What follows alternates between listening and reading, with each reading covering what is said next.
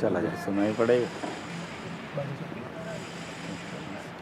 मत संख्या 1।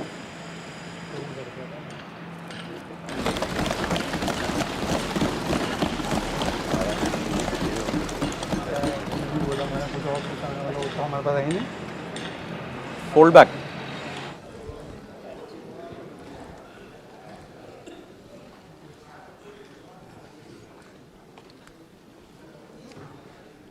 Honourable speaker.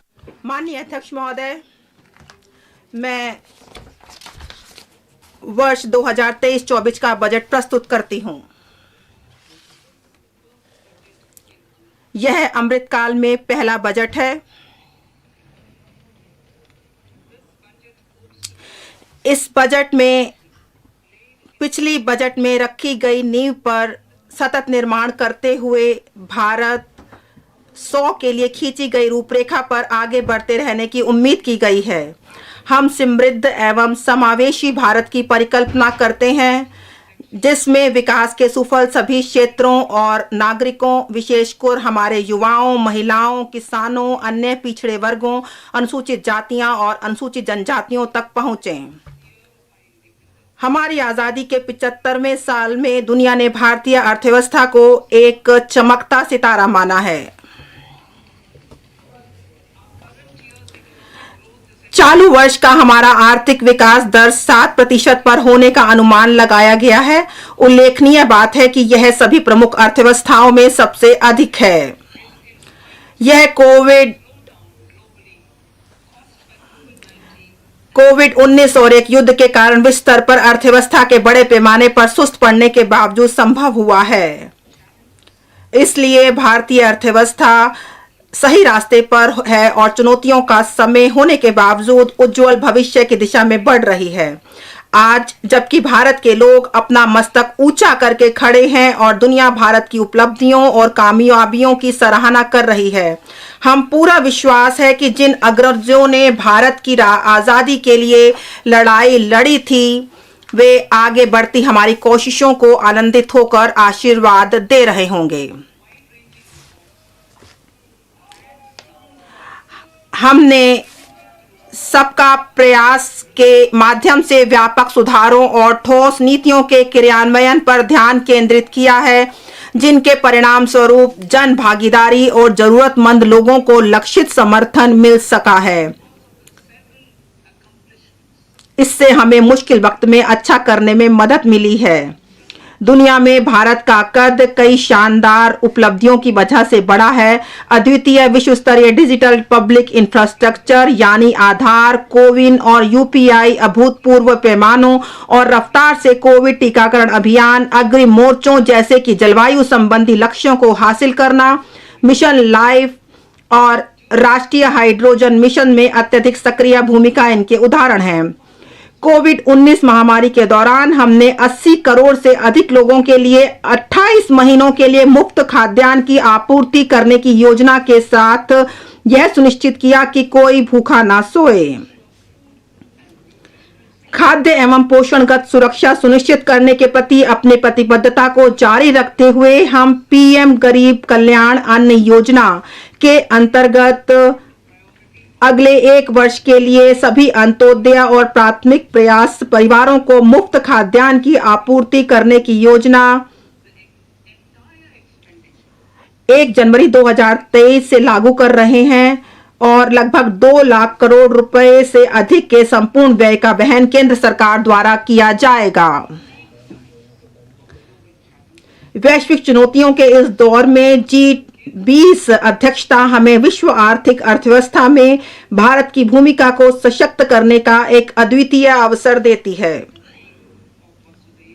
वसुधैव कुटुंबकम की थीम के साथ हम वैश्विक चुनौतियों का निराकरण करने के लिए और टिकाऊ आर्थिक विकास संभव करने के लिए एक महत्वाकांक्षी लोक केंद्रित एजेंडा पर चल रहे हैं। वर्ष 2014 से भारत के प्रयासों ने सभी नागरिकों के लिए बेहतर क्वालिटी की जिंदगी और इज्जत की जिंदगी सुनिश्चित की है। प्रति व्यक्ति आय दुगनी से भी अधिक होकर 1.97 लाख रुपए अधिक हो गई है। इन 9 वर्षों में भारतीय अर्थव्यवस्था का आकार भी बढ़ा है और यह दुनिया की 10वीं से 5वीं सबसे बड़ी अर्थव्यवस्था बन गई है। हमने कारोबार के लिए अनुकूल परिवेश के साथ एक सुशासित और नव अनुमेषी देश के रूप में अपनी स्थिति में उल्लेखनीय रूप से सुधार किया है, जैसा कि अनेक वैश्विक सूचकांकों में परिलंबित होता है। हमने कई साधारणीय विकास लक्ष्यों में भी उल्लेखनीय प्रगति की है। अर्थव्यवस्था और अधिक औपचारिक हो गई है, जैसा कि वर्ष 2022 में ईपीएफओ सदस्यता के दुगने से अधिक 27 करोड़ होने और यूपीआई के माध्यम से 126 लाख करोड़ के 7,400 करोड़ डिजिटल भुगतान से प्रतिबिंबित होता है। लक्षित लाभों को सबके लिए सुलभ कराने के साथ अनेक योजनाओं के कुशल कार्यान्वयन के परिणाम स्वरूप समावेशी विकास संभव हुआ है। कुछ योजनाएं इस प्रकार हैं।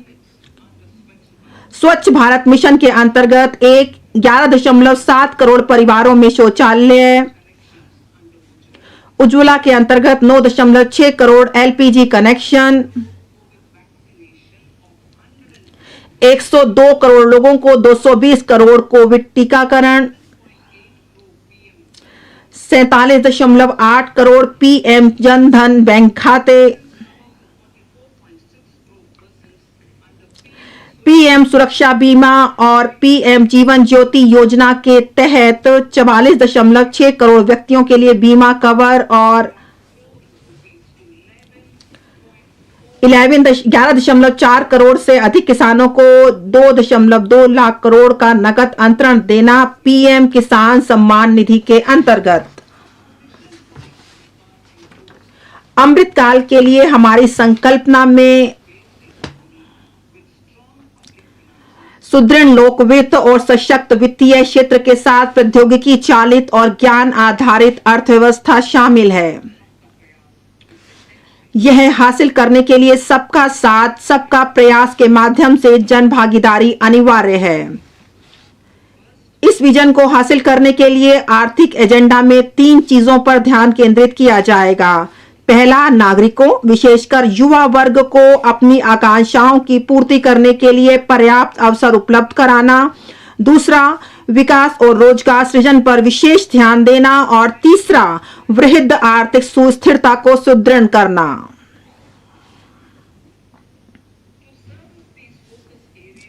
इन क्षेत्रों में काम करने के लिए भारत एट 100 तक की हमारी यात्रा में ध्यान किए जाने वाली इन क्षेत्रों के लिए हमने यह माना है कि अमृतकाल के दौरान निम्नलिखित 4 मौके रूपांतरकारी हो सकते हैं। महिलाओं का आर्थिक सशक्तीकरण। दीनदयाल अंत्योदय योजना राष्ट्रीय ग्रामीण आजीविका मिशन ने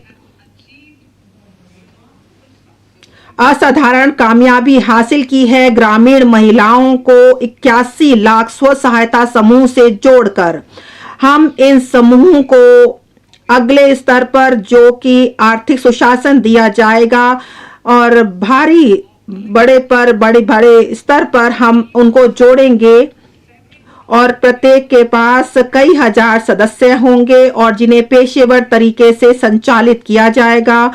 उन्हें कच्चा माल की आपूर्ति की जाएगी और उन्हें उत्पादों की बेहतर डिजाइन, गुणवत्ता, ब्रांडिंग और मार्केटिंग के साथ उनकी सहायता की जाएगी। अनुसमर्थक नीतियों के साथ उन्हें इस बात के लिए सक्षम बनाया जाएगा कि वे बड़े उपभोक्ता बाजार में सेवा देने के लिए अपने प्रचालनों का दायरा बढ़ाएं। पीएम विश्वकर्मा कौशल सम्मान, पीएम विकास।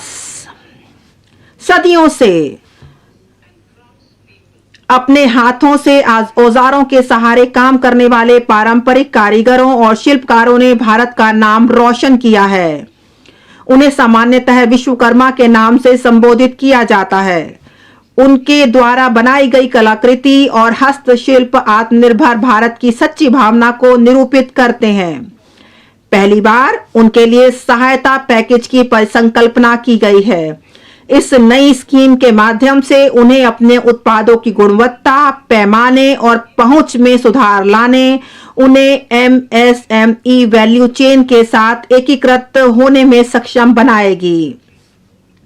इस योजना के संगठकों में न केवल वित्तीय समर्थन शामिल होगा, बल्कि उनमें उन्नत कौशल प्रशिक्षण, आधुनिक डिजिटल तकनीकों की जानकारी और दक्ष हरित प्रौद्योगिकियां, ब्रांड प्रमोशन, स्थानीय एवं वैश्विक बाजारों के साथ संयोजन, डिजिटल भुगतानों और सामाजिक सुरक्षा के प्रति सुलभता भी शामिल होगी। इसमें अनुसूचित जातियों, अनुसूचित जनजातियों, अन्य पिछड़ा वर्गों, महिलाओं और कमजोर वर्गों के लोगों को बहुत सहायता दी जाएगी। पर्यटन, हमारे देश में घरेलू के साथ साथ विदेशी पर्यटकों के लिए आकर्षक स्थानों की भरमार है। पर्यटन में अपार संभावनाएं हैं जिनका उपयोग किया जाना है। इस क्षेत्र में विशेषकर युवाओं के लिए नौकरियां एवं उद्यमिता के शानदार मौके हैं। पर्यटन को बढ़ावा देने का कार्य राज्यों की सक्रिय सहभागिता, सरकारी कार्यक्रमों से समन्वय और पब्लिक प्राइवेट भागीदारी के साथ मिशन मोड में किया जाएगा। हरित विकास, हम हरित ईंधन, हरित ऊर्जा, हरित खेती, हरित मोबिलिटी, हरित भवन और हरित उपस्कर के लिए अनेक कार्यक्रम और विभिन्न आर्थिक क्षेत्रों में ऊर्जा के कुशल उपयोग के लिए नीतियां क्रियान्वित कर रहे हैं। हरित विकास के ये प्रयास अर्थव्यवस्था की कार्बन सघनता को कम करने में सहायता पहुंचाते हैं और हर क्षेत्र में बड़े पैमाने पर नौकरियों के मौके उपलब्ध कराते हैं। इस बजट की प्राथमिकताएं, इस बजट में निम्नलिखित 7 प्राथमिकताएं अपनाई गई हैं। वे एक दूसरे का संपूर्ण करती हैं और अमृत काल के दौरान हमारा मार्गदर्शन करते हुए सप्तऋषि की भांति कार्य करती हैं। समावेशी विकास, अंतिम व्यक्ति तक पहुंचना, अवसंरचना एवं निवेश, सक्षमता को सामने लाना, हरित विकास, युवा शक्ति और वित्तीय क्षेत्र। अब मैं प्राथमिकता नंबर 1 पर बात करूंगी, समावेशी विकास। सबका साथ सबका विकास के सरकार के सिद्धांत ने विशेष रूप से किसानों, महिलाओं, युवा लोगों, अन्य पिछड़े लोगों, अनुसूचित जातियों, अनुसूचित जनजातियों, दिव्यांग जनों और आर्थिक रूप से कमजोर तबकों को कवर करते हुए समावेशी विकास संभव किया है। सभी को हमने वरीयता दी है और हमने विशेष रूप से जम्मू कश्मीर, लद्दाख और पूर्वोत्तर पर भी निरंतर ध्यान दिया है। यह बजट इन प्रयासों को आगे बढ़ा रहा है। कृषि के लिए डिजिटल पब्लिक इंफ्रास्ट्रक्चर, एक खुले स्रोत, खुले मानक और अंतर प्रचालन योग्य लोकहित के रूप में कृषि के लिए डिजिटल पब्लिक इंफ्रास्ट्रक्चर का निर्माण किया जाएगा। इससे फसल नियोजन एवं स्वास्थ्य के लिए संगत सूचना सेवाओं, फार्म इनपुट के प्रति बेहतर सुलभता, ऋण एवं बीमा, फसल आकलन के लिए सहायता, मार्केट इंटेलिजेंस और एग्रीटेक इंडस्ट्री एवं स्टार्टअप्स के विकास के लिए समर्थन के माध्यम से समावेशी किसान केंद्रित समाधान संभव हो पाएंगे। कृषि वर्धक निधि, agriculture accelerator fund, agri startups खोलने के लिए जो युवा उद्यमी है ग्रामीण क्षेत्रों में, उनके लिए उन्हें प्रोत्साहित करने के लिए कृषि वर्धक निधि स्थापित की जाएगी। इस निधि का उद्देश्य होगा किसानों के सामने पेश आ रही चुनौतियों का नवोन्मेषी एवं किफायती समाधान उपलब्ध कराना। यह कृषि पद्धतियों को बदलने, उत्पादकता एवं उत्पाद को बढ़ाने के लिए आधुनिक प्रौद्योगिकी भी शामिल की जाएगी। अतिरिक्त लंबे रेशेदार कपास की उत्पादकता बढ़ाने के लिए हम पब्लिक प्राइवेट भागीदारी PPP के माध्यम से क्लस्टर आधारित और वैल्यू चेन दृष्टिकोण अपनाएंगे। किसानों, राज्य और इंडस्ट्री के परस्पर सहयोग से इनपुट आपूर्ति, एक्सटेंशन सेवाओं और मार्केट लिंकेजों की व्यवस्था की जाएगी। आत्मनिर्भर बागवानी स्वच्छ पौध कार्यक्रम। हम 2200 करोड़ के परिव्यय से हाई वैल्यू बागवानी फसलों के लिए रोग मुक्त गुणवत्तापूर्ण पौध सामग्री की उपलब्धता बढ़ाने के लिए आत्मनिर्भर स्वच्छ पौध कार्यक्रम का शुभारंभ करेंगे। मिलेट के लिए वैश्विक केंद्र श्री अन्न।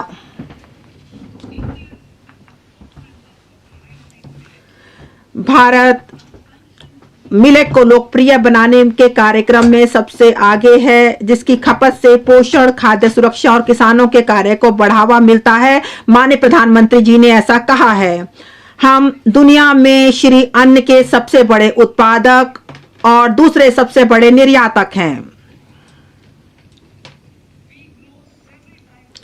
हम कई प्रकार के श्री अन्न उगाते हैं, जैसे कि ज्वार, श्री रागी, श्री अन्न बाजरा, श्री कुट, श्री अन्न रामदाना, कंगनी, कुटकी, कोदो, चीना और सामा।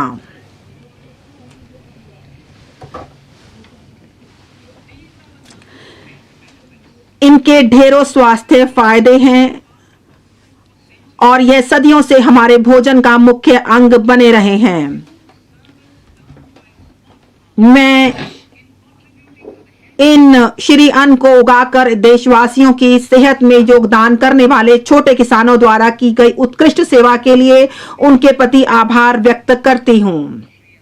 अब भारत को श्री अन्न के लिए वैश्विक केंद्र बनाने के लिए भारतीय बाजार अनुसंधान संस्थान हैदराबाद को उत्कृष्टता केंद्र के रूप में बढ़ावा दिया जाएगा, जिससे कि यह संस्थान सर्वश्रेष्ठ पद्धतियों, अनुसंधान एवं प्रौद्योगिकियों को अंतर्राष्ट्रीय स्तर पर साझा कर सके। कृषि ऋण के लक्ष्य को पशुपालन, डेयरी एवं मत्स्य पालन पर ध्यान केंद्रित करते हुए रुपए 20 लाख करोड़ रुपए तक बढ़ाया जाएगा। हम नई योजना ला रहे हैं, प्रधानमंत्री मत्स्य पालन योजना। यह एक योजना है, लेकिन हमने एक नई योजना लाए हैं जिसमें हम 6000 करोड़ के लक्षित निवेश के साथ पीएम मत्स्य संपदा योजना की एक नई उपयोजना शुरू करेंगे, ताकि मछुआरों, मछली विक्रेताओं, सूक्ष्म तथा लघु उद्यम अपने कार्य में और अधिक सक्षम बन सकें। मूल्य श्रृंखला दस्ताओं में सुधार लाया जाएगा। किसानों, विशेष रूप से छोटे एवं सीमांत किसानों के लिए तथा अन्य वंचित क्षेत्रों के लिए सरकार सहकारिता आधारित आर्थिक विकास मॉडल को बढ़ावा दे रही है। सहकार से समृद्धि के विजन को हासिल करने के अधिदेश के साथ एक नए सहकारिता मंत्रालय का गठन किया गया है। इस विजन को साकार करने के लिए सरकार ने पहले से ही 63,000 प्राथमिक कृषि ऋण सोसाइटी PACM के कंप्यूटरीकरण का कार्य शुरू किया है, जिसमें 2516 करोड़ के निवेश की बात की गई है। 2516 करोड़। और सभी हितधारकों एवं राज्यों के साथ परामर्श करके PACS के लिए हमने, ताकि वह बहुउद्देशीय PACS बनने में सक्षम हो सके, हमने एक मॉडल उपनियम तैयार किया गया है, और ताकि सहकारी सोसाइटियों के देशव्यापी मानचित्रण के लिए एक राष्ट्रीय सहकारी डाटाबेस तैयार किया जा सके।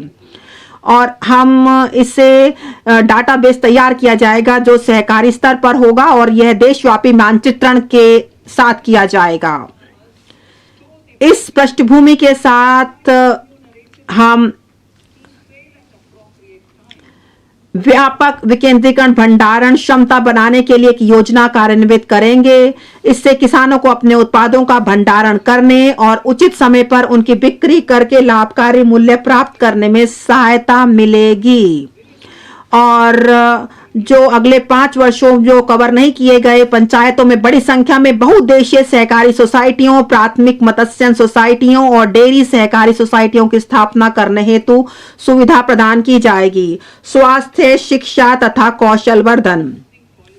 157 मौजूदा जो मेडिकल कॉलेजों के साथ साथ सह स्थानों में 157 शहर स्थानों में जो मौजूदा 157 मेडिकल कॉलेज हैं, उनकी स्थापना जो 2014 से की गई है, उनके साथ शहर स्थानों में 157 नए नर्सिंग कॉलेज स्थापित किए जाएंगे। स्किल सेल एनीमिया उन्मूलन मिशन वर्ष 2047 तक स्किल सेल एनीमिया का उन्मूलन करने के लिए एक मिशन की शुरुआत की जाएगी। इसमें प्रभावी जनजातीय क्षेत्रों में जागरूकता सृजन, 0 से 40 वर्ष के आयु वर्ग के 7 करोड़ लोगों की यूनिवर्सल स्क्रीनिंग और केंद्रीय मंत्रालयों और राज्य सरकारों के सहयोग परक प्रयासों के माध्यम से काउंसलिंग का कार्य किया जाएगा। Council for Medical Research Labs will be made. सहयोगात्मक अनुसंधान और नवाचार को प्रोत्साहित करने के लिए चुनिंदा ICMR प्रयोगशालाओं की सुविधाएं सरकारी तथा निजी मेडिकल कॉलेज, संकाय तथा निजी क्षेत्र के अनुसंधान एवं विकास दलों के अनुसंधान के लिए उपलब्ध कराई जाएगी। फार्मा नवाचार, फार्मास्यूटिकल में अनुसंधान एवं नवाचार को प्रोत्साहित करने के लिए उत्कृष्टता केंद्रों के माध्यम से एक नया कार्यक्रम शुरू किया जाएगा। हम विशिष्ट प्राथमिकता पात्र क्षेत्रों में अनुसंधान तथा विकास में निवेश के लिए उद्योगों को भी प्रोत्साहित करेंगे। चिकित्सा उपकरणों हेतु बहुविषयक पाठ्यक्रम, मौजूदा संस्थानों में चिकित्सा उपकरणों हेतु पूर्ण समर्पित बहुविषयक पाठ्यक्रमों का बढ़ावा दिया जाएगा ताकि भविष्य कालिक चिकित्सा प्रौद्योगिकियों, उच्च कोटि के विनिर्माण तथा अनुसंधान के लिए कुशल मैन पावर की उपलब्धता सुनिश्चित की जा सके। अध्यापकों का प्रशिक्षण, नवोन्मेषी शिक्षा विज्ञान, पाठ्यचर्या संव्यवहार, सतत पेशेवर विकास, डिपिस्टिक सर्वेक्षण, ICT कार्यान्वयन के माध्यम से अध्यापकों का प्रशिक्षण पुनः परिकल्पित किया जाएगा। इस उद्देश्य के लिए जिला शिक्षा एवं प्रशिक्षण संस्थानों को जीवंत उत्कृष्ट स्थानों के रूप में तैयार किया जाएगा।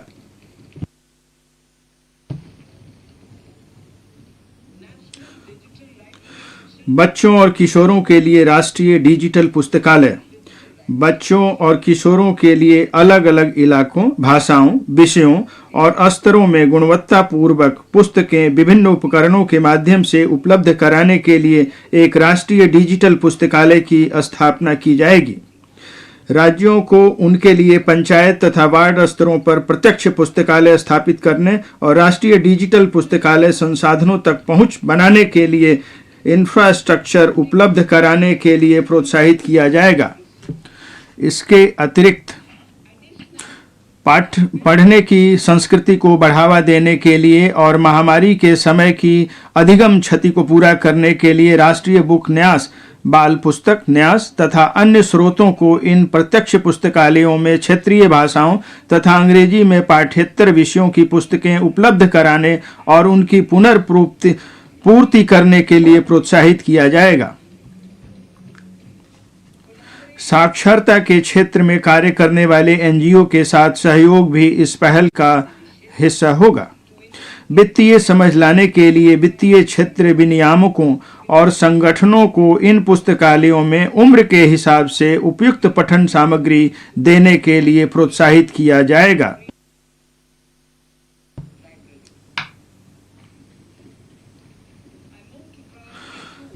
प्राथमिकता 2, अंतिम छोर व व्यक्ति तक पहुंचना। प्रधानमंत्री वाजपेयी की सरकार ने जनजातीय कार्य मंत्रालय तथा पूर्वोत्तर क्षेत्र विकास विभाग का गठन किया था।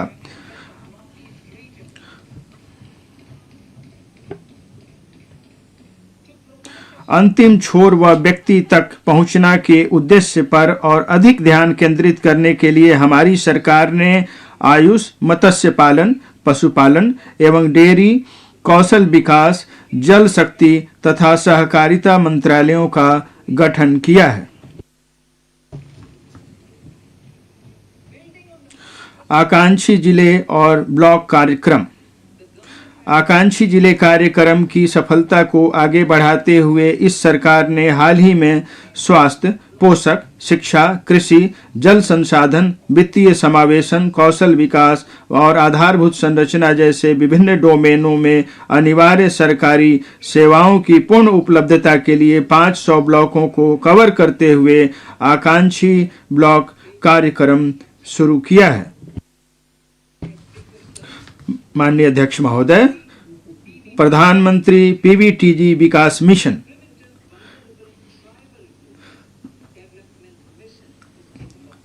विशेष रूप से संवेदनशील जनजातीय समूहों की सामाजिक आर्थिक स्थितियों में सुधार लाने के लिए प्रधानमंत्री पीवीटीजी विकास मिशन शुरू किया जाएगा।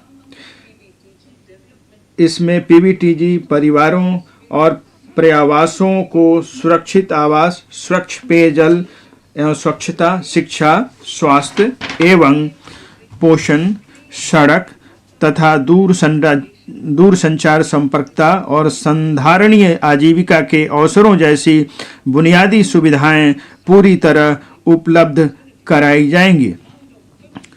अनुसूचित जनजातियों के लिए विकास कार्य योजना के तहत अगले 3 वर्ष में इस मिशन को लागू करने के लिए 15,000 करोड़ रुपए की राशि उपलब्ध कराई जाएगी। एकलव्य मॉडल आवासीय विद्यालय अगले 3 वर्षों में केंद्र 3.5 लाख जनजातीय छात्रों के लिए चलाए जा रहे 740 एकलव्य मॉडल आवासीय स्कूलों के लिए 38,800 अध्यापक और सहायक कार्मिक नियुक्त करेगा।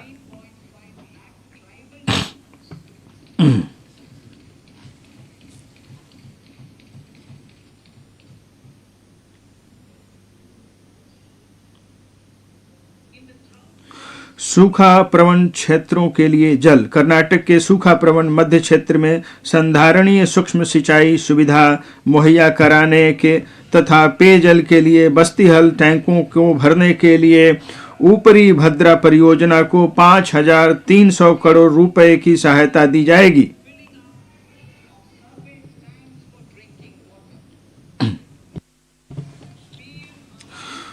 पीएम आवास योजना के लिए परिव्यय 66% बढ़ाकर 79,000 करोड़ रुपए से अधिक कर दिया गया है।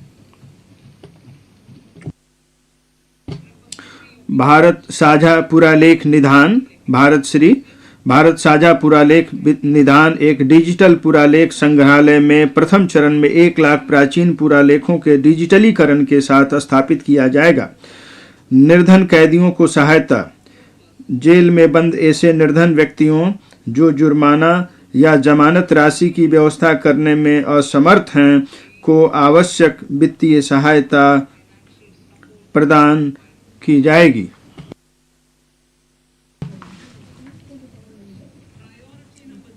प्राथमिकता 3 अवसंरचना और निवेश। अवसंरचना एवं उत्पादक क्षमता में निवेश का विकास और रोजगार पर बहुआयामी प्रभाव पड़ता है। महामारी की सुस्त अवधि के बाद निजी निवेश दोबारा बढ़ रहे हैं। इस बजट में निवेश और रोजगार सृजन के हितकारी चक्र को गति प्रदान करने के लिए एक बार फिर महत्व दिया जाएगा। माननीय अध्यक्ष महोदय, विकास और रोजगार के संवाहक के रूप में पूंजीगत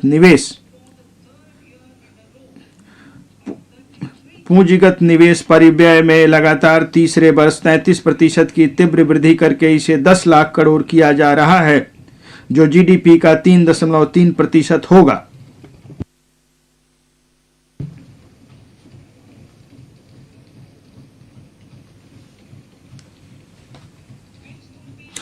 यह वर्ष 2019-20 के परिव्यय से लगभग 3 गुना अधिक होगा।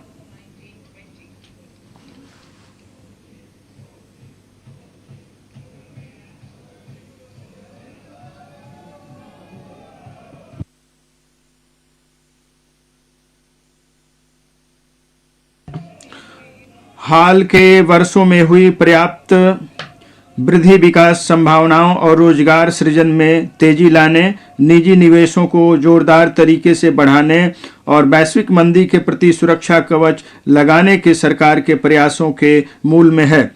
प्रभावी पूंजीगत व्यय। केंद्र द्वारा प्रत्यक्ष पूंजीगत निवेश का राज्यों को सहायता अनुदान के माध्यम से पूंजीगत आस्तियों के सृजन के लिए किए गए प्रावधान द्वारा संपूर्ण किया जाता है। केंद्र के प्रभावी पूंजीगत व्यय का बजट 13.7% लाख करोड़ होगा, जो जीडीपी का 4.5% होगा। राज्य सरकारों को पूंजीगत निवेश के लिए सहायता, मैंने अवसंरचना में निवेश में तेजी लाने और राज्यों को संपूरक नीतिगत कार्रवाइयों के लिए प्रोत्साहित करने के लिए 1.3 लाख करोड़ के उल्लेखनीय रूप से बढ़े परिव्यय के साथ राज्य सरकारों के लिए 50 वर्षीय ब्याज मुक्त ऋण को एक और वर्ष जारी रखने का निर्णय लिया है। अवसंरचना में निजी निवेश हेतु अवसरों में वृद्धि करना, नव स्थापित अवसंरचना वित्त सचिवालय इंफ्रास्ट्रक्चर प्रधानतया सार्वजनिक संसाधनों पर निर्भर रहने वाले रेलवे, सड़क, शहरी इंफ्रास्ट्रक्चर और पावर सहित में और अधिक निजी निवेश के लिए सभी हितधारकों की सहायता करेगा। अवसंरचना की सुमेलित मास्टर सूची, अवसंरचना की सुमेलित मास्टर सूची की अमृतकाल के लिए उपयुक्त वर्गीकरण और वित्त पोषण फ्रेमवर्क की संस्तुति करने के लिए एक विशेषज्ञ समिति द्वारा समीक्षा की जाएगी। मैं रेलवे की बात कर रही हूं अध्यक्ष महोदय। रेलवे के लिए 2.4 लाख करोड़ के पूंजीगत व्यय का प्रावधान किया गया है।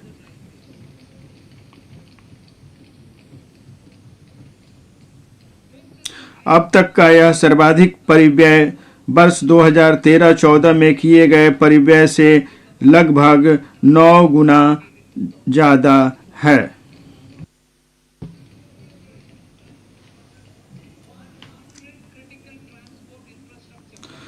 संभार तंत्र, लॉजिस्टिक, पत्तनों, कोयला, इस्पात, उर्वरक और खाद्यान्न क्षेत्रों के लिए शुरू से लेकर अंत तक संपर्क साधने के लिए 100 महत्वपूर्ण अवसंरचना परियोजनाएं अभिज्ञात की गई हैं। इन परियोजनाओं को निजी स्रोतों से 15,000 करोड़ रुपए सहित 75,000 करोड़ रुपए के निवेश के साथ प्राथमिकता दी जाएगी। क्षेत्रीय संपर्कता, हवाई क्षेत्र कनेक्टिविटी में सुधार करने के लिए 50 अतिरिक्त हवाई अड्डों, हेलीपोर्ट, वाटर एरोड्रम और एडवांस लैंडिंग ग्राउंड का पुनरुद्धार किया जाएगा। भविष्य के संधारणीय शहर,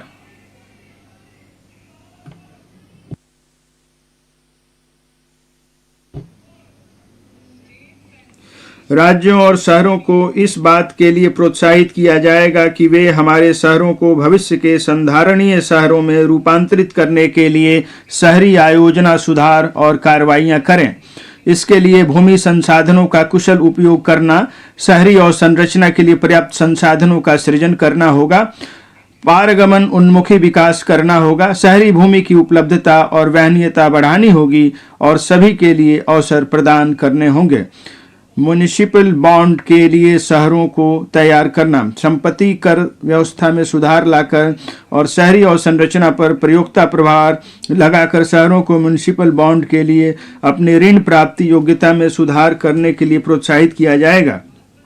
शहरी अवसंरचना विकास निधि IRDF की तरह प्राथमिकता प्राप्त क्षेत्र उधारी न्यूनता के उपयोग के माध्यम से शहरी अवसंरचना विकास निधि की स्थापना की जाएगी। इसका प्रबंधन राष्ट्रीय आवास बैंक द्वारा किया जाएगा और इसका उपयोग टियर 2 और टियर 3 शहरों में शहरी अवसंरचना के विकास सृजन हेतु सार्वजनिक एजेंसियों द्वारा किया जाएगा। राज्यों को UIDF का उपयोग करते समय उपयुक्त प्रयोक्ता प्रभारों को लागू करने के लिए 15वें वित्त आयोग के अनुदान के साथ साथ मौजूदा स्कीमों से संसाधन जुटाने के लिए प्रोत्साहित किया जाएगा। हम इस उद्देश्य के लिए 10,000 करोड़ प्रति वर्ष की राशि उपलब्ध कराने की उम्मीद करते हैं। शहरी स्वच्छता, सभी शहरों और कस्बों में सेप्टिक टैंकों और सीवरों का मल कीचड़ बाहर निकालने के लिए मैन होल को मशीन होल के रूप में प्रयोग करके 100% मशीनी तरीके से साफ किया जाएगा।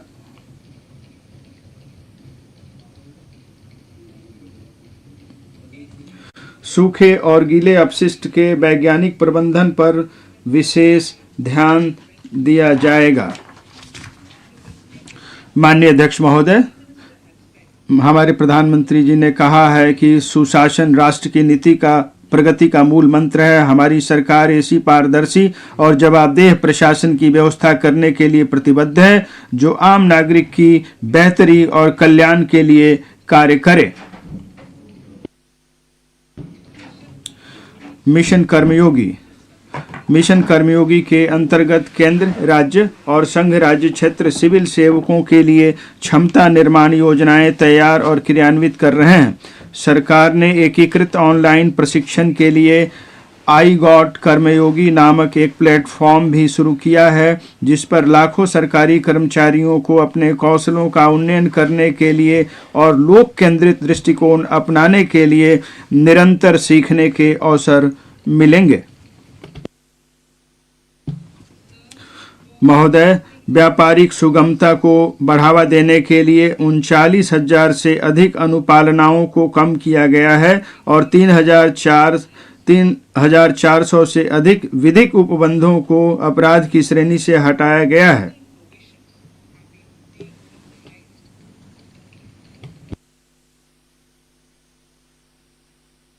विश्वास आधारित शासन को बढ़ावा देने के लिए हमने 42 केंद्रीय अधिनियमों में संशोधन करने के लिए जन विश्वास विधेयक पेश किया है। इस बजट में हमारी अर्थव्यवस्था के सामर्थ्य को सामने लाने के लिए अनेक उपायों का प्रस्ताव किया गया है। कृत्रिम बुद्धिमत्ता आर्टिफिशियल इंटेलिजेंस के लिए उत्कृष्टता केंद्र कृत्रिम बुद्धिमत्ता को भारत में बनाएं और कृत्रिम बुद्धिमत्ता से भारत के लिए कार्य कराएं के विजन को साकार करने के लिए देश के शीर्ष शैक्षिक संस्थानों में कृत्रिम बुद्धिमत्ता के लिए 3 उत्कृष्टता केंद्र स्थापित किए जाएंगे। अग्रणी उद्योगपति कृषि, स्वास्थ्य और संधारणीय शहरों के क्षेत्रों में बहुविषयक अनुसंधान कराने, अत्याधुनिक एप्लीकेशन तैयार करने और मापनीय समस्याओं के समाधान तैयार करने में सहभागी होंगे।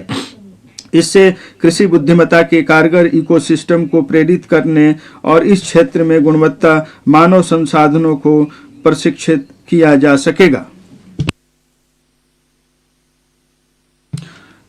राष्ट्रीय डाटा शासन नीति स्टार्टअप्स और शिक्षाविदों द्वारा नवाचार और अनुसंधान शुरू करने के लिए राष्ट्रीय डाटा शासन नीति लाई जाएगी।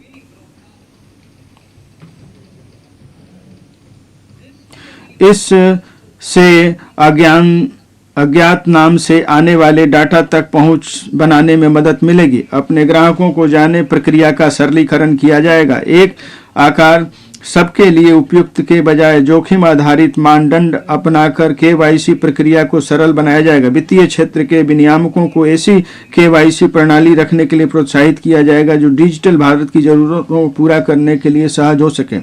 पहचान और पते के अद्यतनीकरण के लिए वन स्टॉप समाधान।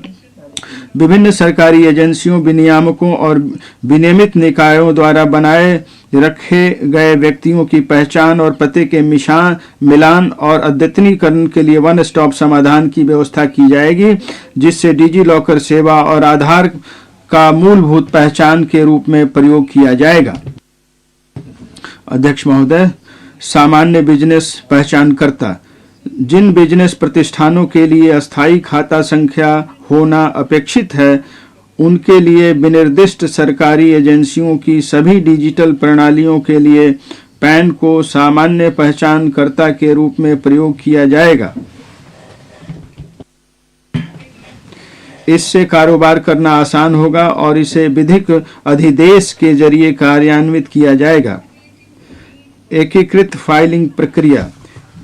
एक ही सूचना को विभिन्न सरकारी एजेंसियों के पास अलग अलग प्रस्तुत करने की अपेक्षा से बचने के लिए एकीकृत फाइलिंग प्रक्रिया वाली प्रणाली स्थापित की जाएगी। सूचना या विवरणी को एक सामान्य पोर्टल पर सरलीकृत प्रारूपों में दायर करने के इस प्रक्रिया को दायरकर्ताओं के विकल्प के अनुसार अन्य एजेंसियों के साथ साझा किया जाएगा। विवाद से विश्वास। एक सूक्ष्म लघु मध्यम उद्यमों एमएसएमई के लिए राहत। कोविड अवधि के दौरान यदि एमएसएमई अपनी संविदाओं को निष्पादित करने में विफल रहे तो बोली या निष्पादन प्रतिभूति से संबंधित जब्त राशि का 95% भाग सरकार और सरकारी उपक्रमों द्वारा उन्हें लौटा दिया जाएगा। इससे एमएसएमई को राहत मिलेगी। से विश्वास। विवाद से विश्वास 2 संविदागत विवादों का निपटान। सरकार और सरकारी उपक्रमों के संविदागत विवादों जिनमें मध्यस्थम पंचायत को किसी न्यायालय में चुनौती दी गई है के निपटान के लिए मानकीकृत शर्तों वाली एक स्वैच्छिक समाधान स्कीम लाई जाएगी। इससे विवाद की लंबितता के स्तर पर निर्भर रहते हुए श्रेणीकृत निपटान शर्तों की पेशकश करके किया जाएगा। राज्य सहायता मिशन राष्ट्रीय प्राथमिकताओं की दिशा में हमारे सामूहिक प्रयासों के लिए नीति आयोग का राज्य सहायता मिशन 3 वर्षों के लिए जारी रहेगा। परिणाम आधारित वित्त पोषण प्रतिस्पर्धी विकास जरूरतों के लिए दुर्लभ संसाधनों को प्रायोगिक आधार पर बेहतर तरीके से आवंटित करने के लिए चुनिंदा स्कीमों के वित्त पोषण को इनपुट आधारित से परिणाम आधारित में बदल दिया जाएगा। ई न्यायालय न्याय के प्रशासन में दक्षता लाने के लिए 7,000 करोड़ के परिव्यय से ई न्यायालय परियोजना का चरण 3 शुरू किया जाएगा।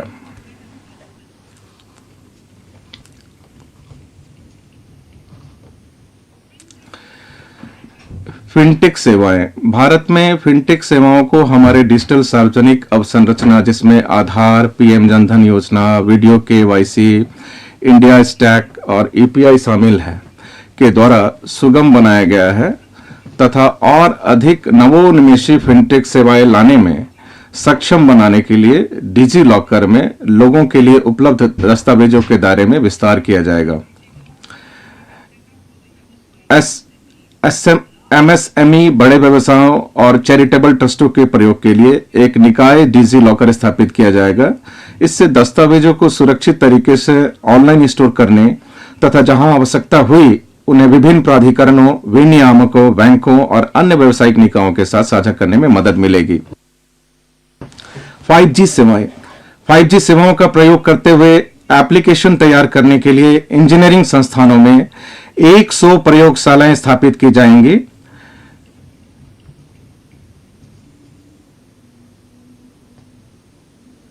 जिनसे अनेक नए अवसरों, बिजनेस मॉडलों और रोजगार की संभावनाओं से जुड़ी जरूरतों को पूरा किया जा सकेगा। ये प्रयोगशालाएं अन्य बातों के साथ साथ स्मार्ट कक्षाओं, सूक्ष्म कृषि, इंटेलिजेंट परिवहन प्रणालियों और हेल्थ केयर एप्लीकेशनों को कवर करेगी।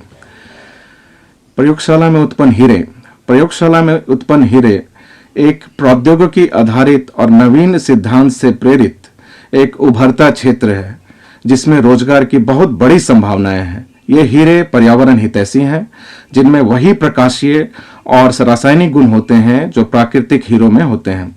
एलजीडी सीड्स और मशीनों के स्वदेश में ही उत्पादन को बढ़ावा देने के लिए और आयात पर निर्भरता घटाने के लिए एक आईआईटी को 5 वर्षों के लिए अनुसंधान और विकास अनुदान प्रदान किया जाएगा। एलजीडी के उत्पादन की लागत को कम करने के लिए एलजीडी सीड्स पर सीमा शुल्क की दर की समीक्षा करने का प्रस्ताव भाषण के भाग ख में दर्शाया जाएगा। अब मैं प्राथमिकता 5 पर आती हूं। माननीय अध्यक्ष महोदय, हरित विकास। माननीय प्रधानमंत्री ने पर्यावरण के प्रति सजग जीवन शैली के आंदोलन को गति देने के लिए लाइफ अथवा पर्यावरण के लिए जीवन शैली की संकल्पना प्रस्तुत की है। भारत हरित उद्योग और आर्थिक परिवर्तन को लाने के लिए वर्ष 2070 तक पंचामृत तथा निवल शून्य कार्बन उत्सर्जन की ओर दृढ़ता से आगे बढ़ रहा है। यह बजट हरित विकास पर दिए गए हमारे विशेष ध्यान पर आधारित है।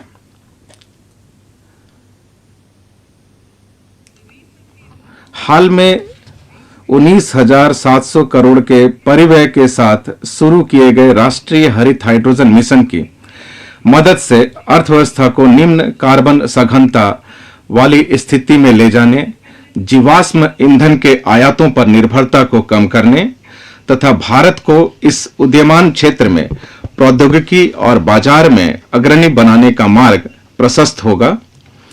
हमारा लक्ष्य है वर्ष 2030 तक 5 MMT का वार्षिक उत्पादन हासिल करना। ऊर्जा परिवर्तन। इस बजट में पेट्रोलियम और प्राकृतिक गैस मंत्रालय द्वारा ऊर्जा परिवर्तन तथा निवल शून्य उद्देश्यों और ऊर्जा सुरक्षा की दिशा में प्राथमिकता प्राप्त पूंजीगत निवेशों के लिए 35,000 करोड़ का प्रावधान किया गया है।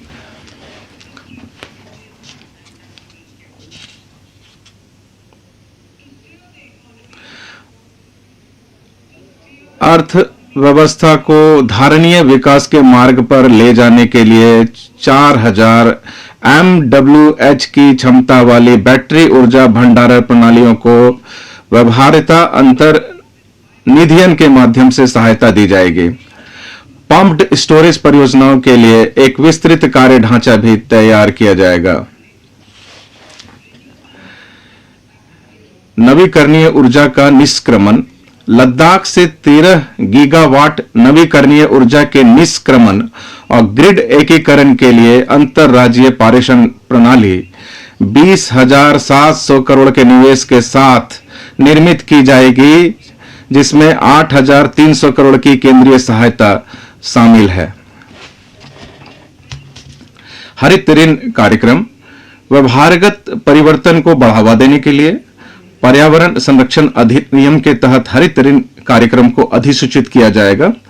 इससे कंपनियों, व्यक्तियों और स्थानीय निकायों को पर्यावरण की दृष्टि से संधारणीय और उत्तरदायित्वपूर्ण कार्य करने के लिए प्रोत्साहन मिलेगा और ऐसे क्रियाकलापों के लिए अतिरिक्त संसाधन जुटाने में मदद मिलेगी।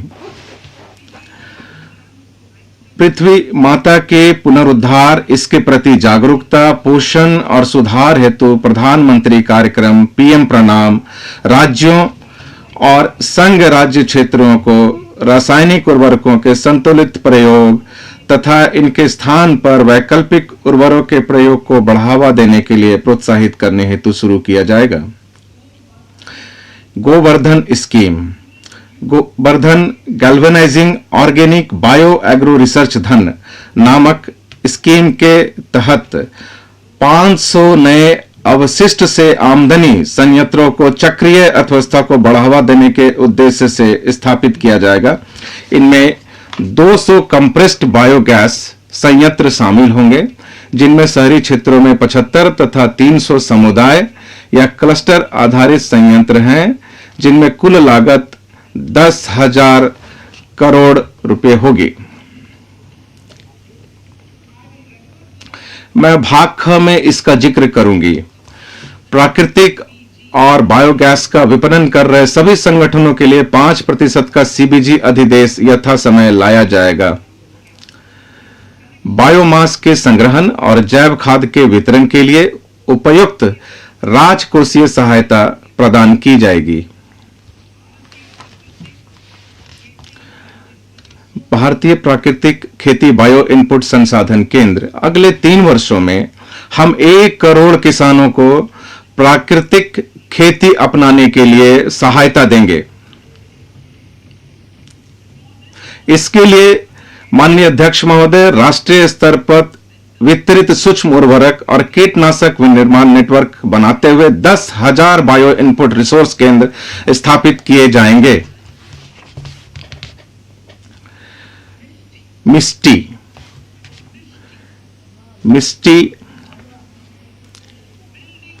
वन रोपण में भारत को मिली सफलता के आधार पर मनरेगा, CAMPA कोष और अन्य स्रोतों के बीच तालमेल के माध्यम से तटीय रेखा के साथ साथ और लवन भूमि पर जहां भी व्यवहार्य हो मैंग्रोव पौधारोपण के लिए तटीय पर्यावास और ठोस आमदनी के लिए मैंगो पहल मिस्टी की शुरुआत की जाएगी।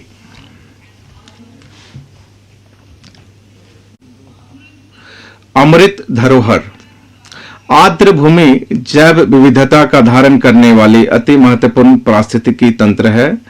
प्रधानमंत्री जी ने अपनी सबसे हाल के मन की बात में कहा है, अब मैं उसे उद्धृत करती हूं कि अब हमारे देश में रामसर साइटों की कुल संख्या बढ़कर 75 हो गई है, जबकि 2014 से पहले इनकी संख्या मात्र 26 थी। स्थानीय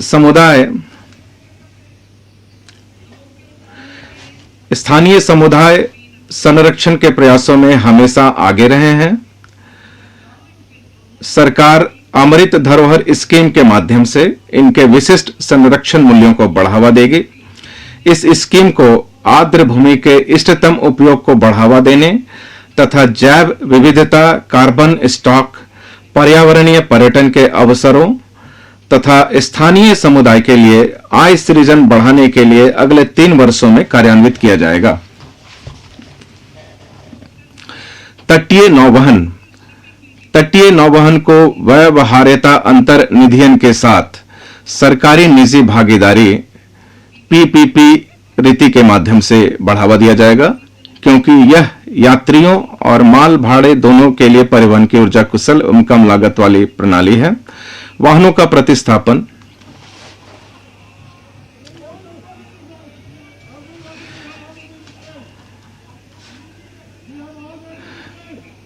धन्यवाद।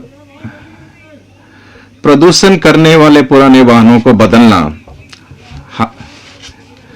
हमारी अर्थव्यवस्था को पर्यावरण हितैषी बनाने के लिए बहुत आवश्यक है। बजट 2021-22 में उल्लिखित वाहन स्क्रैपिंग की नीति को और बढ़ावा देने के लिए मैंने केंद्र सरकार के पुराने वाहनों को स्क्रैप में देने के लिए पर्याप्त निधियां आवंटित की है। राज्यों को भी पुराने वाहनों और एम्बुलेंसों को बदलने के लिए सहायता दी जाएगी।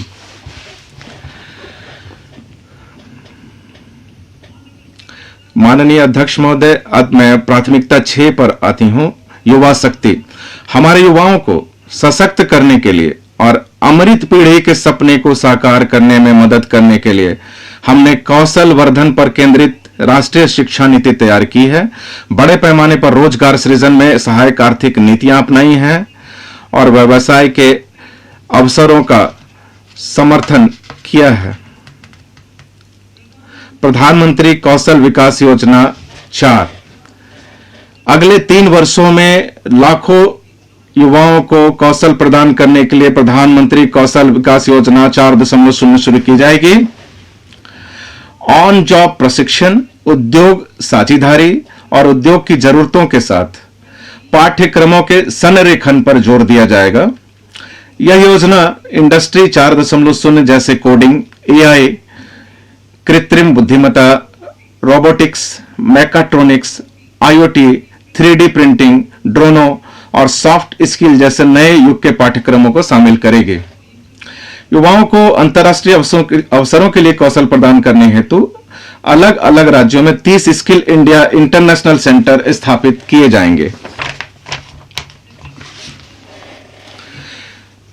निम्नलिखित लक्ष्य हासिल करने के लिए एकीकृत स्किल इंडिया डिजिटल प्लेटफॉर्म की शुरुआत कर कौशल वर्धन हेतु डिजिटल तंत्र को और विस्तार प्रदान किया जाएगा।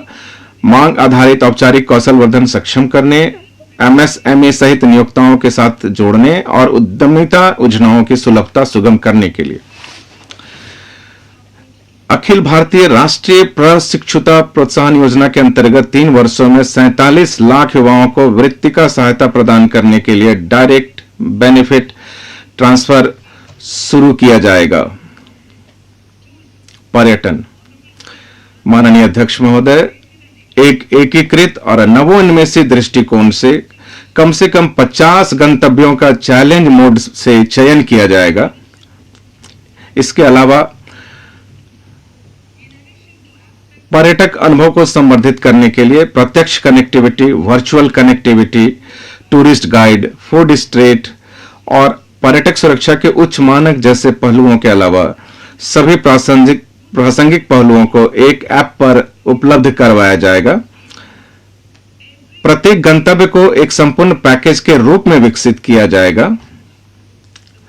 पर्यटन विकास का फोकस घरेलू पर्यटकों और साथ ही साथ विदेशी पर्यटकों पर होगा।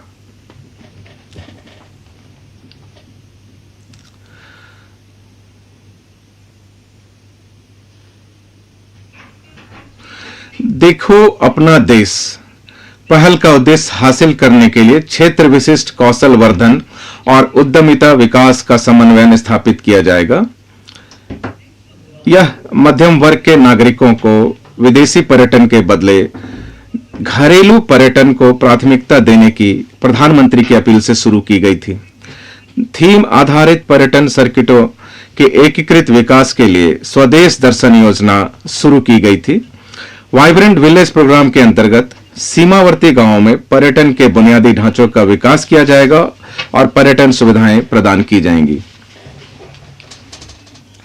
यूनिटी मॉल राज्यों को उनके स्वयं के ओडीओपी, एक जिला एक उत्पाद, जीआई उत्पाद और अन्य हस्तशिल्प उत्पादों को बढ़ावा देने के लिए और उनकी बिक्री करने के लिए और शेष राज्यों के ऐसे उत्पादों को स्थान उपलब्ध करवाने के लिए अपनी अपनी राजधानियों में या सबसे प्रमुख पर्यटन केंद्र पर या उनकी वित्तीय राजधानी में एक यूनिटी मॉल स्थापित करने के लिए प्रोत्साहित किया जाएगा। महोदय, प्राथमिकता 7 वित्तीय क्षेत्र। वित्तीय क्षेत्र में किए गए हमारे सुधार कार्यों और प्रौद्योगिकी के नवोन्मेषी उपयोग से बड़े पैमाने पर वित्तीय समावेशन हो पाया है। सेवा डिलीवरी बेहतर और त्वरित हो गई है। ऋण उपलब्धता और वित्तीय बाजारों में प्रतिभागिता सुगम हो गई है। यह बजट इन सुधारों को जारी रखने का प्रस्ताव करता है। एमएसएमई के लिए ऋण गारंटी। पिछले वर्ष मैंने एमएसएमई के लिए ऋण गारंटी योजना को नवीकृत करने का प्रस्ताव दिया था। मुझे यह घोषणा करते हुए खुशी हो रही है कि कॉर्पस में 9,000 करोड़ जोड़कर नवीकृत योजना को 1 अप्रैल 2023 से शुरू किया जाएगा।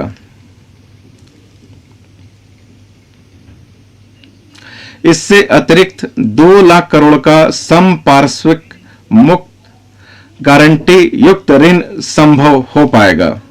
इसके अलावा ऋण की लागत में करीब 1% की कमी आएगी।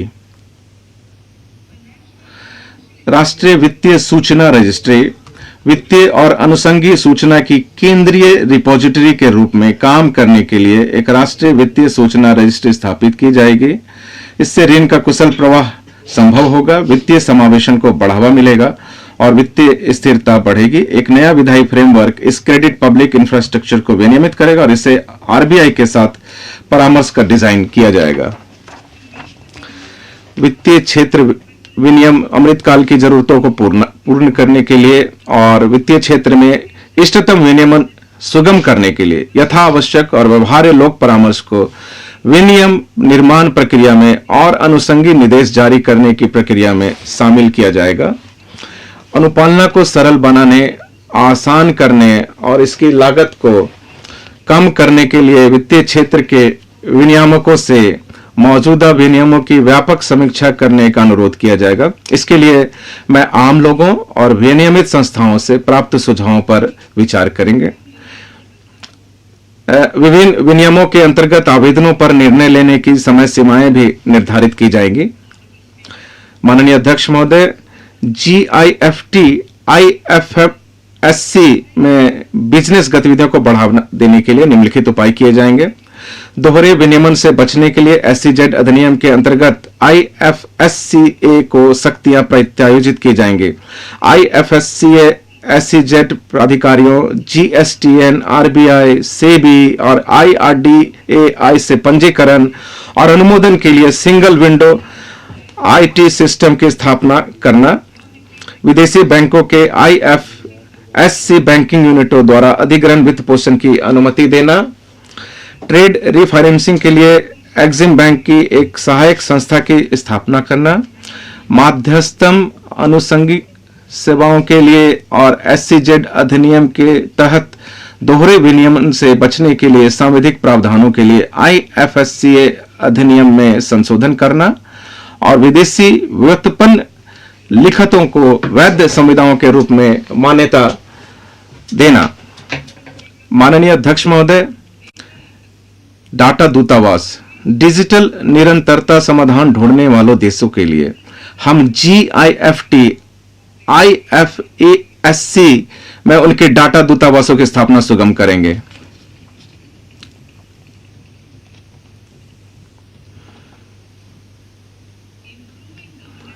बैंकिंग क्षेत्र में शासन व्यवस्था और निवेशक संरक्षण में सुधार लाना।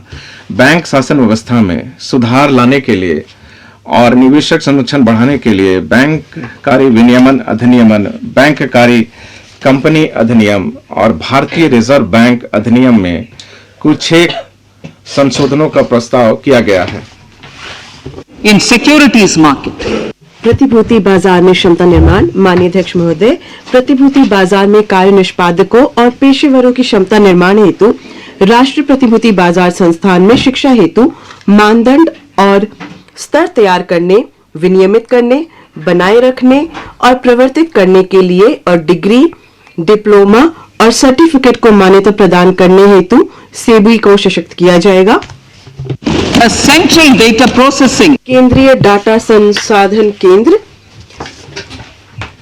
कंपनी अधिनियम के अंतर्गत फील्ड कार्यालयों में दाखिल विभिन्न फर्मों को केंद्रीयकृत प्रबंधन के माध्यम से कंपनियों के त्वरित रिस्पांस के लिए एक केंद्रीय डाटा संसाधन केंद्र की स्थापना की जाएगी।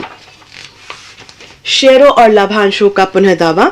निवेशक शिक्षा और संरक्षक निधि प्राधिकरण से निवेशक अदावी शेयरों और अप्रदत्त लाभांशों का आसानी से पुनः दावा कर सके, इसके लिए एक एकीकृत आईटी पोर्टल स्थापित किया जाएगा।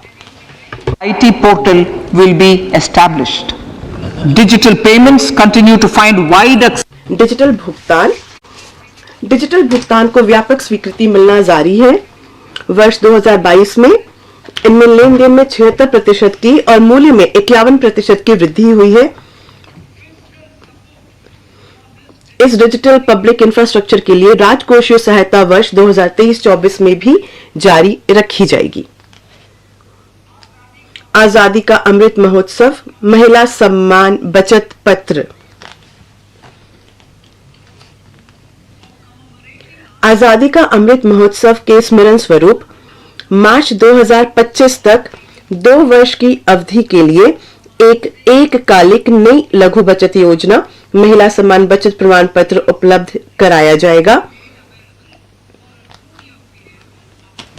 2025.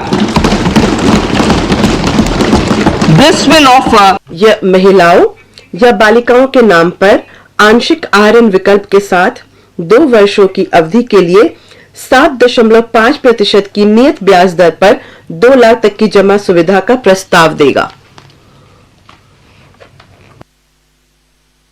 वरिष्ठ नागरिक बचत योजना के लिए अधिकतम जमा सीमा को 15 लाख रुपए से बढ़ाकर 30 लाख रुपए कर दिया जाएगा।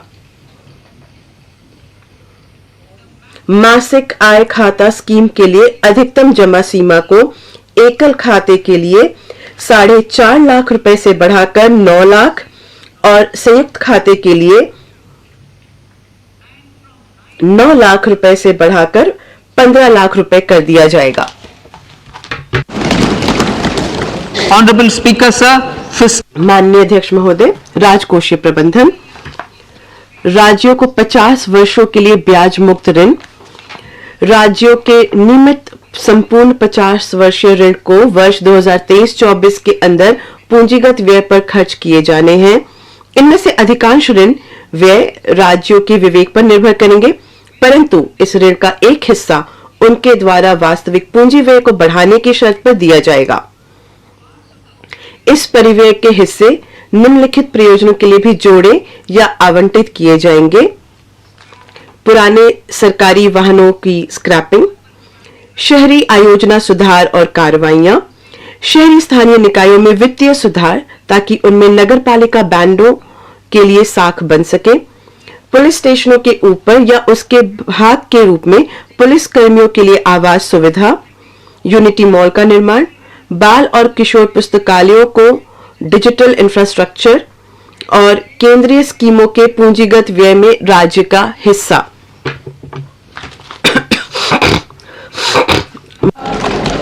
fiscal deficit of states.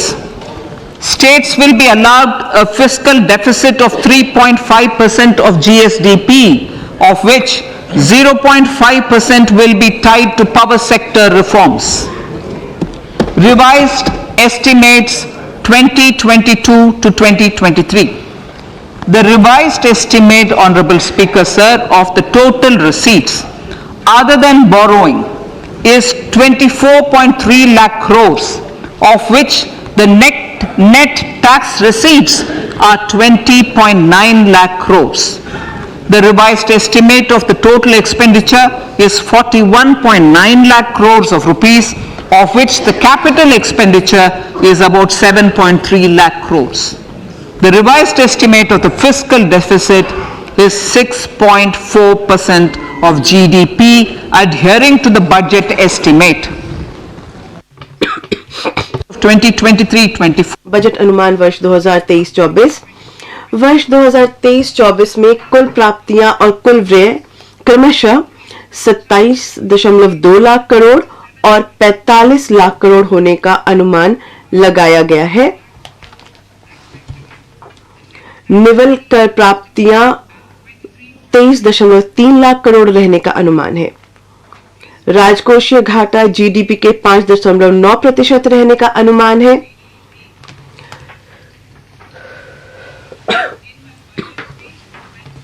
वर्ष 2021-22 के अपने बजट भाषण में मैंने यह घोषणा की थी कि हम कालांतर में राजकोषीय घाटे को सतत रूप से अच्छी तरह कम करने के साथ वर्ष 2025-26 तक राजकोषीय घाटे को 4.5% से नीचे रखने के लिए राजकोषीय समेकन के मार्ग पर चलते रहने की योजना बना रहे हैं। हमने इस मार्ग का अनुसरण करना जारी रखा है और मैं अपना इरादा दोहराती हूं कि हम वर्ष 2025-26 तक राजकोषीय घाटे को जीडीपी के 4.5% के नीचे ले आएंगे। To finance the fiscal deficit, वर्ष 2023-24 में राजकोषीय घाटे का वित्त पोषण करने के लिए दिनांकित प्रतिभूतियों से निवल बाजार उधारियां 11.8 लाख करोड़ रुपए होने का अनुमान लगाया गया है। शेष वित्त पोषण लघु बचतों और अन्य स्रोतों से आने की अपेक्षा है। सकल बाजार उधारियां 15.4 लाख करोड़ रुपए होने का अनुमान लगाया गया है। माननीय अध्यक्ष महोदय, अब मैं अपने भाषण के भाग ख को पढ़ती हूं।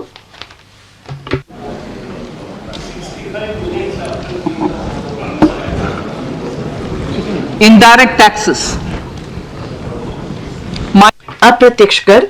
मेरे अप्रत्यक्ष कर का प्रस्ताव का उद्देश्य निर्यात को बढ़ावा देना, घरेलू विनिर्माण में बढ़ोतरी करना, घरेलू मूल्य वर्धन को बढ़ाना, हरित ऊर्जा और हरित गतिशीलता को प्रोत्साहित करना है। कर दरों की संख्या में कमी के साथ सरलीकृत कर संरचना अनुपालना भार को कम करने और कर शासन प्रणाली में सुधार लाने में मदद करती है। मैं वस्त्रों और कृषि को छोड़कर वस्तुओं पर बेसिक सीमा शुल्क दरों की संख्या को कम करके 21 से 13 करने का प्रस्ताव करती हूं। इसके परिणाम स्वरूप खिलौने, साइकिल, ऑटोमोबाइल और नाफ्ता सहित कुछ वस्तुओं की बेसिक सीमा शुल्कों, उपकरों और अधिभारों में मामूली परिवर्तन हुआ है। हरित गतिशीलता मोबिलिटी। मिश्रित कंप्रेस्ड प्राकृतिक गैस पर कर प्रपात से बचने के लिए मैं उसमें सम्मिलित कंप्रेस्ड बायोगैस, जिस पर जीएसटी भुगतान किया गया है, उस पर उत्पाद शुल्क से छूट देने का प्रस्ताव करती हूं। हरित मोबिलिटी को और संवेग प्रदान करने के लिए इलेक्ट्रिक वाहनों में प्रयुक्त बैटरियों के लिथियम आयन सेलों के विनिर्माण के लिए आवश्यक पूंजीगत वस्तुओं और मशीनरी के आयात पर सीमा शुल्क में छूट दी जा रही है। as well. Electronics, as a result of various initiatives of the electronics. चरणबद्ध विनिर्माण कार्यक्रम सहित सरकार ने विभिन्न पहलों के परिणाम स्वरूप भारत में मोबाइल फोन का उत्पादन वर्ष 2014-15 में करीब 18,900 करोड़ रुपए मूल्य के 5.8 करोड़ यूनिट से बढ़कर पिछले वित्तीय वर्ष में 2,75,000 करोड़ रुपए मूल्य के 31 करोड़ यूनिट तक पहुंच गया है। मोबाइल फोनों के विनिर्माण में घरेलू मूल्य वर्धन को और बढ़ाने के लिए मैं कुछ पुर्जों और कैमरा लेंसों जैसे आदानों के आयात पर बेसिक सीमा शुल्क में राहत देने और लिथियम आयन बैटरी सेलों पर रियायती शुल्क को 1 और वर्ष के लिए जारी रखना प्रस्तावित करती हूं। on lithium ion cells for batteries for another year. Similarly, इसी प्रकार टेलीविजन के विनिर्माण में मूल्य वर्धन को बढ़ावा देने के लिए मैं टीवी पैनल के ओपन सेलों के पुर्जों पर बेसिक सीमा शुल्क को घटाकर 2.5% करने का प्रस्ताव करती हूं। इलेक्ट्रिकल शुल्क संरचना के व्युत्क्रमण में दोष सुधार करने के लिए और इलेक्ट्रिक रसोई घर चिमनियों के विनिर्माण को प्रोत्साहित करने के लिए इलेक्ट्रिक रसोई घर चिमनियों पर बेसिक सीमा शुल्क को 7.5% से बढ़ाकर 15% करने और इस उपकरण के हिट कॉइल पर आयात शुल्क को 20% से घटाकर 15% करने का प्रस्ताव करती हूँ। रसायन और पेट्रो रसायन। Denatured ethyl alcohol. रसायन उद्योग में डीनेचर्ड इथाइल अल्कोहल का उपयोग किया जाता है। मैं इस पर बेसिक सीमा शुल्क में छूट देने का प्रस्ताव करती हूँ। इससे इथेनॉल मिशन कार्यक्रम में भी सहायता मिलेगी और ऊर्जा पारगमन के हमारे प्रयास सुगम होंगे। एसिड ग्रेड फ्लोस पार पर बेसिक सीमा शुल्क को भी 5% से कम कर 2.5% किया जा रहा है ताकि घरेलू फ्लोरोकेमिकल्स उद्योग प्रतिस्पर्धा बना रहे। इसके अलावा एपीक्लोरोहाइड्रिन के विनिर्माण के लिए प्रयुक्त कच्चे ग्लिसरीन पर बेसिक सीमा शुल्क को 7.5% से कम कर 2.5% करने का प्रस्ताव किया गया है।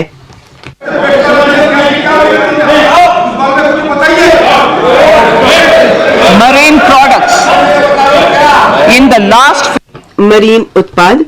पिछले वित्तीय वर्ष में समुद्री उत्पादों में उच्चतम निर्यात समृद्धि दर्ज की गई, जिससे देश के तटीय राज्यों में रहने वाले कृषकों को फायदा हुआ है।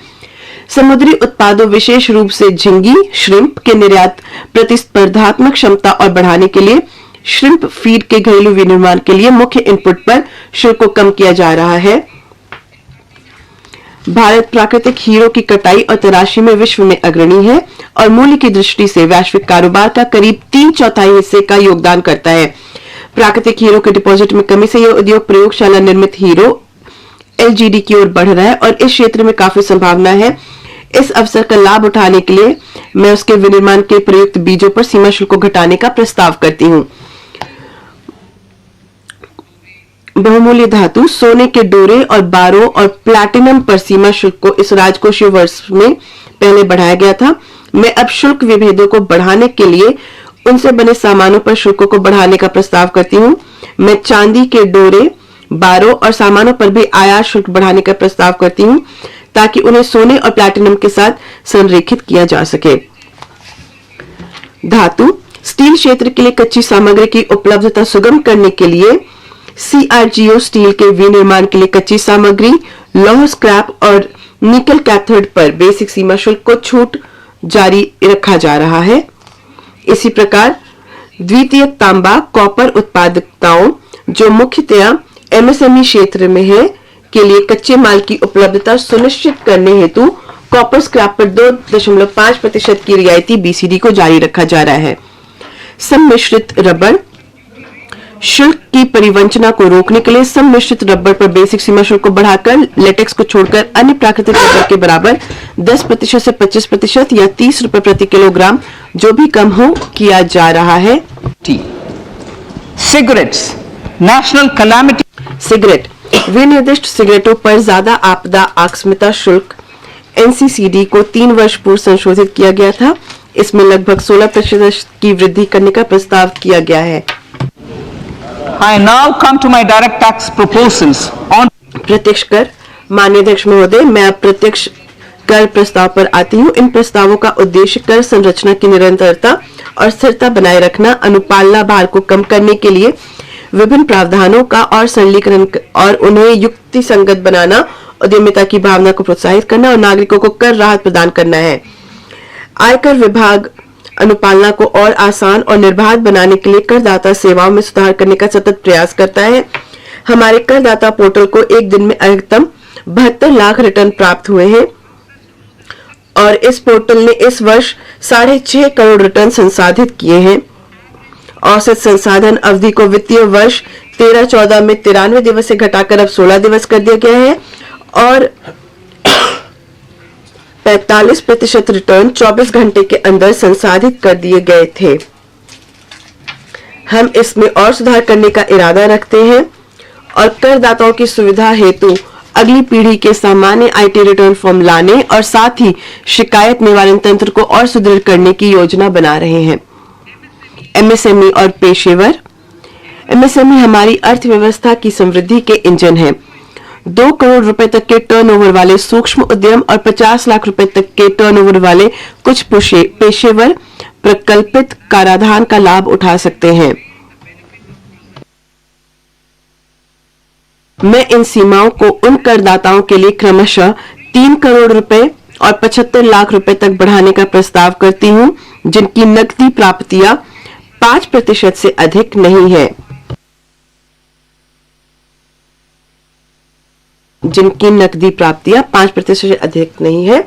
इसके अलावा एमएसएमई को समय पर भुगतान की प्राप्ति में सहायता करने के लिए मैं उन पर व्यय खर्चों के लिए कटौती को भी अनुमत करने का प्रस्ताव करती हूं, जब उनका भुगतान वास्तविक रूप से कर दिया गया हो। सहकारिता।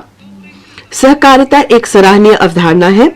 हमारे प्रधानमंत्री के सहकार से समृद्धि के लक्ष्य को साकार करने के लिए और सहकार की भावना को अमृतकाल की भावना से जोड़ने के उनके संकल्प की सिद्धि हेतु भाग क में प्रस्तावित उपायों के अतिरिक्त सहकारिता क्षेत्र के लिए मेरे पास कई प्रस्ताव हैं।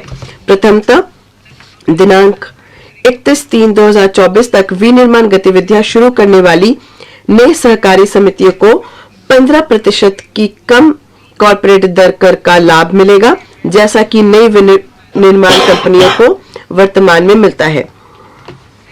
द्वितीयतः मैं चीनी सहकारी समितियों को निर्धारण वर्ष 2016-17 की अवधि से पहले गन्ना किसानों को किए गए भुगतानों का व्यय के रूप में दावा करने के लिए एक अवसर प्रदान करने का प्रस्ताव करती हूं। इस प्रस्ताव से संभावित राहत 10,000 करोड़ रुपए की होगी।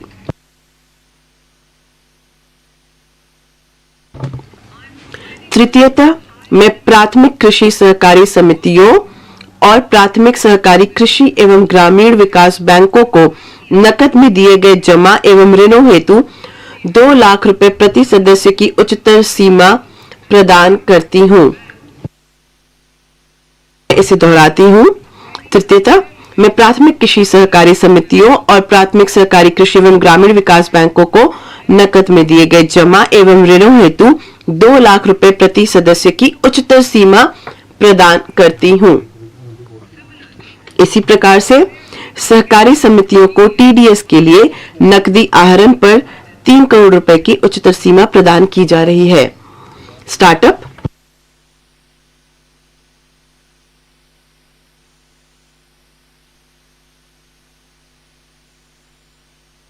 देश के आर्थिक विकास के लिए उद्यमिता बहुत महत्वपूर्ण है। हमने स्टार्टअप के लिए अनेक उपाय किए हैं और उनके परिणाम भी निकले हैं। भारत वर्तमान में वैश्विक रूप में स्टार्टअप के लिए तीसरी सबसे बड़ी इकोसिस्टम है और मध्यम आय देशों के बीच नवाचार गुणवत्ता में इसका दूसरा स्थान है। मैं स्टार्टअप द्वारा आयकर लाभ प्राप्त करने हेतु निगमन की तारीख 31/3/2023 से बढ़ाकर 31/3/2024 तक करने का प्रस्ताव करती हूँ। इसके अलावा मैं स्टार्टअप की शेयरधारिता में परिवर्तन कर हानियों के अग्रनयन के लाभ को निगमन के 7 वर्ष से 10 वर्ष तक प्रदान करने का प्रस्ताव करती हूं।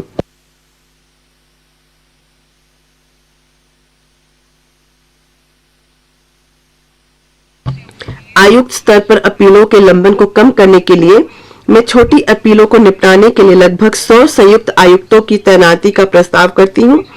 हम इस वर्ष पहले से प्राप्त विवरणियों के जांच के लिए चुनने हेतु और अधिक सिलेक्टिव रहेंगे। कर रियायतों को बेहतर लक्षित करना।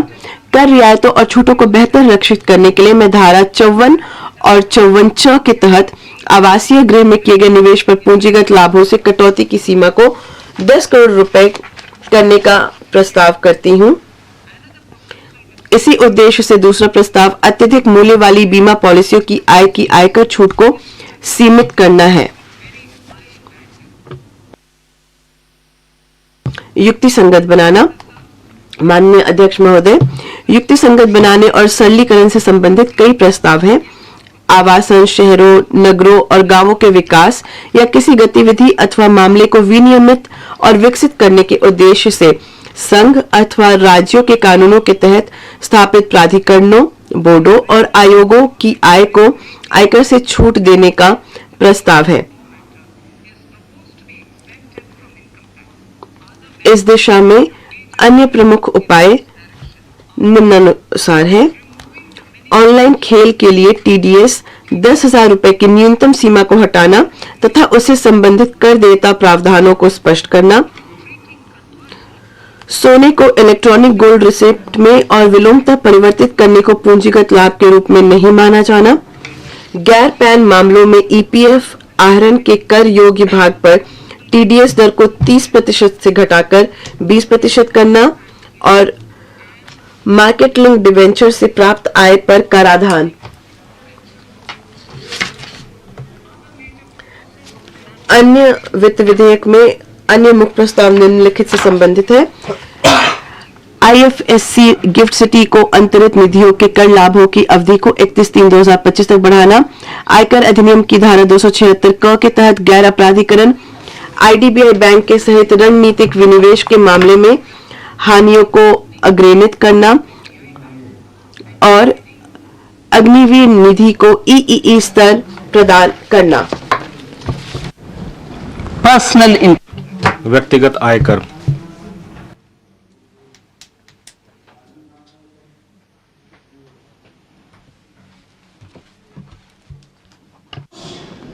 Now I come to what everyone is.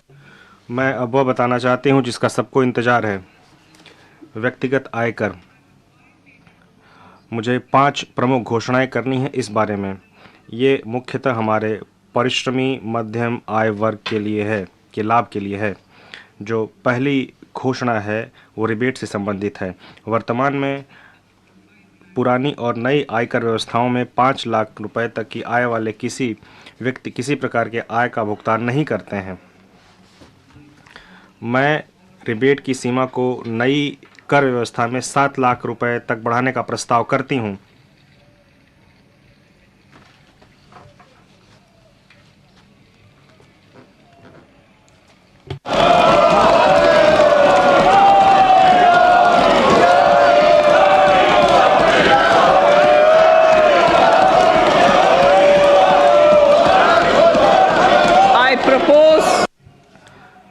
मैं इस प्रकार नई कर व्यवस्था में 7 लाख रुपए तक आय वाले व्यक्तियों को कोई कर भुगतान नहीं करना होगा। जो 7 लाख तक रुपए कमा रहे हैं उनको कोई कर भुगतान नहीं करना होगा। दूसरा प्रस्ताव मध्य वर्ग के आय वर्ग से संबंधित है। मैंने वर्ष 2020 में 2.5 लाख रुपए शुरू करते हुए 6 आयकर लय वाली नई व्यक्तिगत आयकर व्यवस्था शुरू की थी। मैं स्लैबों की संख्या घटाकर 5 करते हुए और कर की सीमा को बढ़ाकर 3 लाख करते हुए इस व्यवस्था में कर संरचना को बदलने का प्रस्ताव करती हूँ।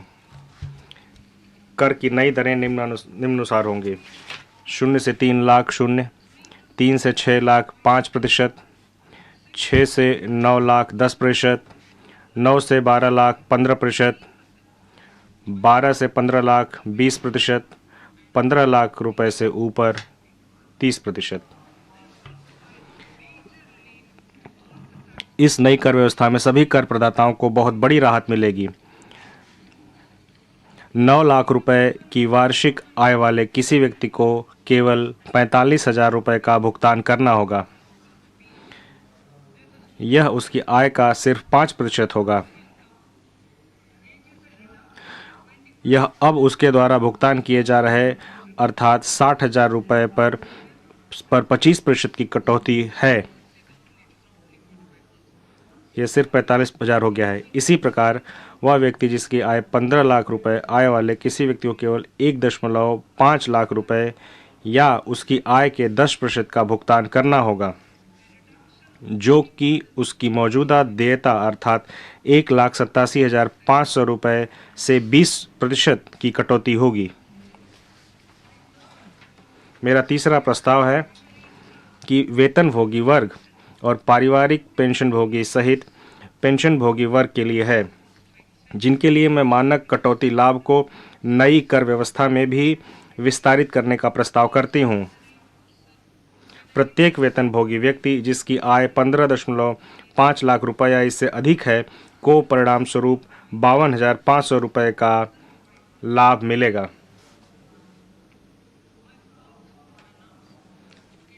मेरी चौथी घोषणा हमारे देश की अधिकतम कर दर जो कि 42.74% है से संबंधित है। यह विश्व में सबसे अधिक कर दरों में से एक है। मैं नई कर व्यवस्था में उच्चतम अधिभार को 37% से घटाकर 25% करने का प्रस्ताव करती हूँ।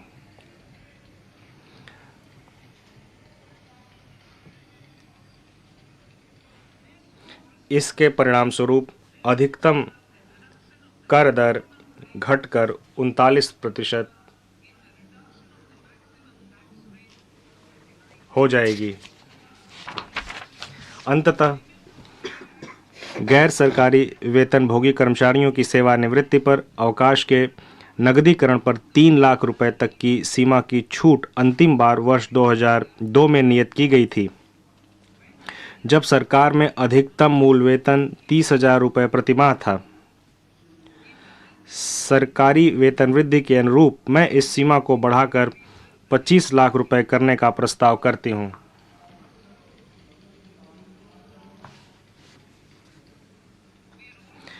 हम डिफ़ॉल्ट कर व्यवस्था के रूप में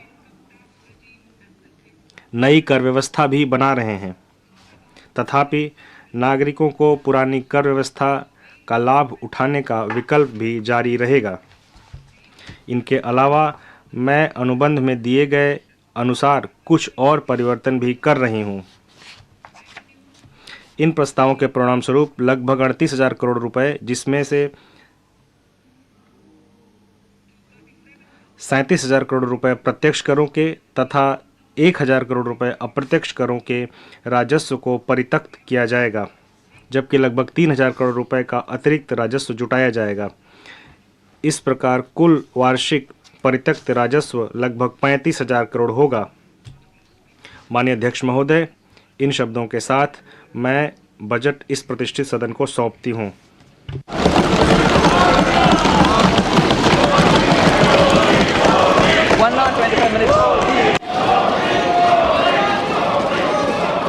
आइटम नंबर 1 माननीय item number 2 Shrimati Nirmala Sitharaman ji. Sir, with your permission, आपकी अनुमति से मैं सदन के पटल पर निम्नलिखित पत्र सदन के पटल पर रखती हूँ। 3.1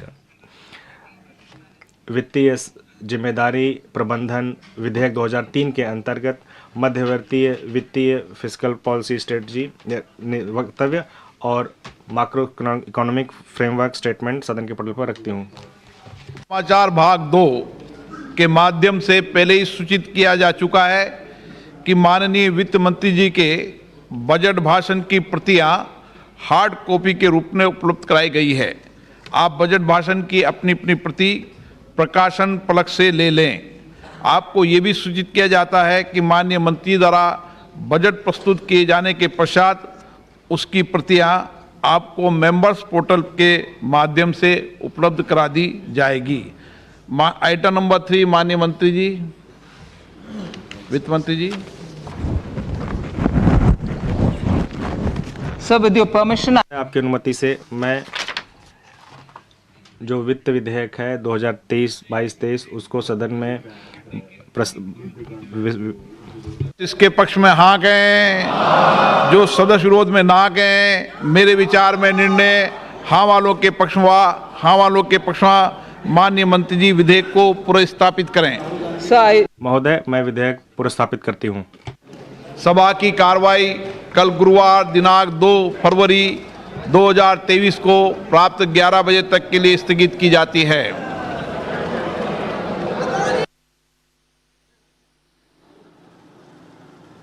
तो बजट इंडिया टीवी हर वक्त हर जगह डाउनलोड करने के लिए सर्च करें India TV news Google play store या ऐप स्टोर पर।